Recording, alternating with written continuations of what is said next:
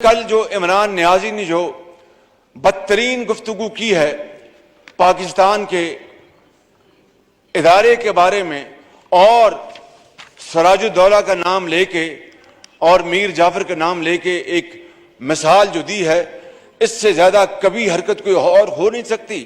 یہ میں نے جو آپ سے عرض کر رہا تھا ابھی 5 منٹ پہلے کہ کل میں جب آنریبل جرنلسٹ کو ملا جو یہاں پر بھی کچھ موجود ہوں گے، میں نے کہا کہ جو یہ تمام باتیں کر کے میں نے کہا کہ میں نہ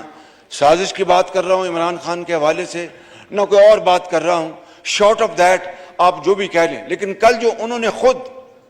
جو زہر اگلا ہے ادارے کے بارے میں پاکستان کے خلاف، یہ ایک سازش ہے، اس ادارے کے خلاف ایک سازش ہے۔ اگر اس کو آئین اور قانون کے راستے سے نہ روکا گیا تو خدا نہ خواستہ جناب اسپیکر، یہ ملک اللہ نہ کرے میرے منہ میں خاک، یہ پھر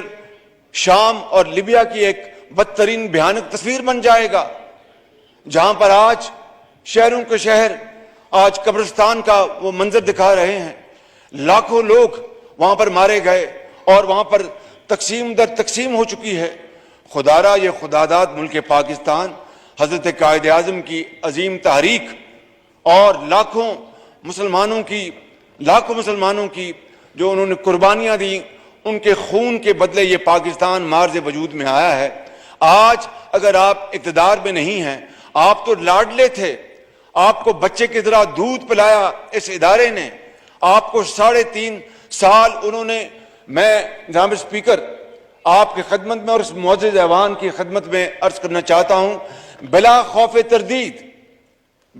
تردید کے 75 سال میں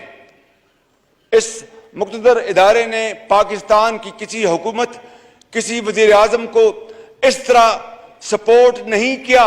جس طرح عمران خان نیازی کو کیا تھا۔ یہ اس کی بدقسمتی تھی کہ اس کے باوجود بھی نہ کچھ سیکھا، نہ کیا، نہ کارکردگی، نہ خدمت کی قوم کی۔